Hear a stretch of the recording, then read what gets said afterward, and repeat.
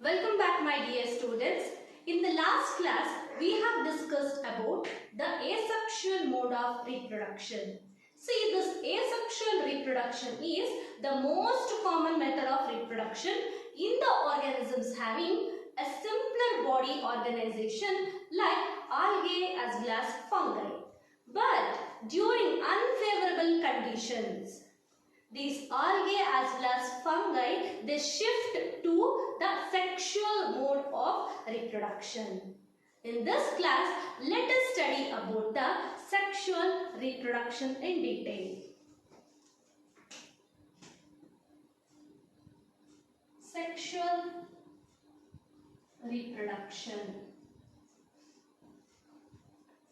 See, you have already learned that sexual reproduction involves the formation of male and female gamete. So what are gametes means? These are sex cells. And this male and female gamete may be produced by the two individuals of the opposite sex, maybe by the same individual, or else by the different individual. For example, you have heard about the leech and you have learnt also earthworm leech.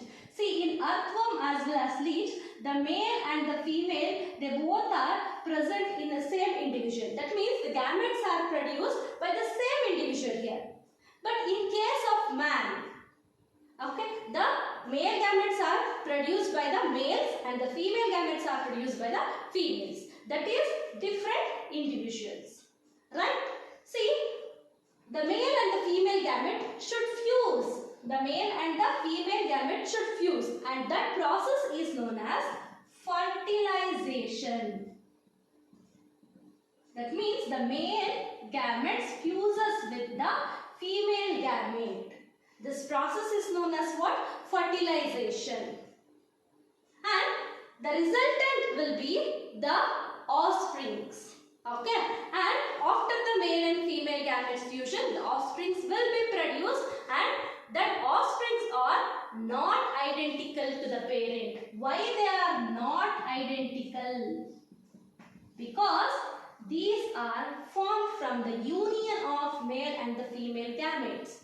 Hence, the offsprings are not identical to each other or to the parents. And I'll tell you one more thing. All sexually reproducing organism shares a similar pattern of reproduction. That means if an organism is reproducing sexually, means they should produce gametes. And the union of the gametes is very much important. Okay, so this is known as the similar pattern of reproduction. So in the later classes, I will discuss about what happens during the fertilization, and all these things I will discuss in the next class. But here you have to note down that here they will share similar pattern of reproduction. That means all should produce gametes and all gametes should undergo division. So all these things will happen. And what are these gametes means? I have already told you. So gametes are nothing else but what? Sex cells. And the male gametes are said to be the sperm or anthrazoid also. And female gametes means it is ovum. So this is about the gametes, right?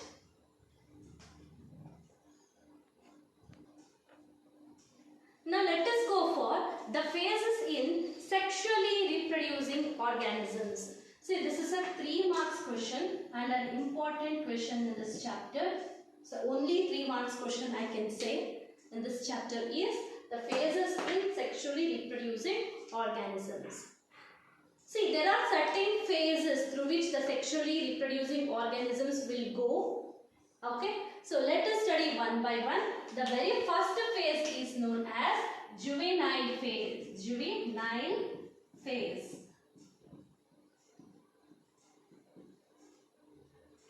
phase is from the birth of an organism to until it reaches the reproductive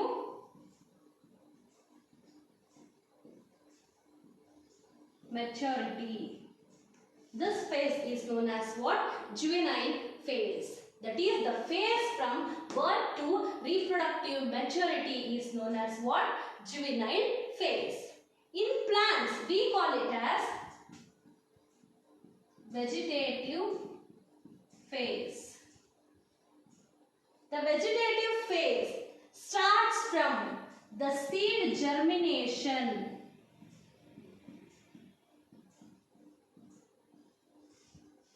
to the initiation of flowering. The seed germination to initiation of flowering. When you sow a seed, it will germinate, and flower is said to be the reproductive organ of plant. And unless and until the flower starts, so this phase is known as the vegetative phase. And next, second phase is reproductive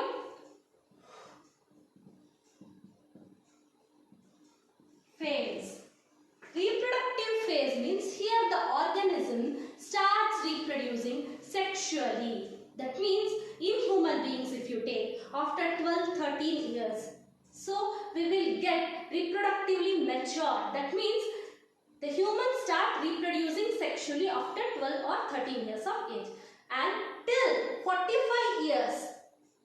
And that phase is known as reproductive phase. That means here the organisms start reproducing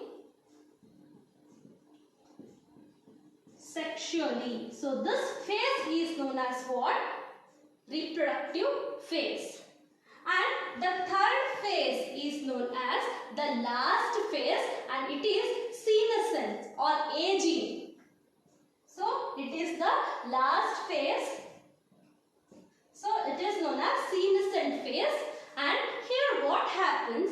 The deterioration of metabolic activity. That means what? Lowering of the metabolic activity takes place. Metabolic activity means the hormones, whatever it is produced in our body. So it will decrease. And this is known as deterioration or lowering of the metabolic activity. And finally it becomes zero, and which leads to the death of an organism. That means it is a last phase which is characterized by the deterioration or lowering, also you can write, of metabolic activity. In case of plants, if you see, so all the leaves will fall off, it turns into yellow, and finally it turns into dark brown color. So this is nothing else but the aging or the senescent phase.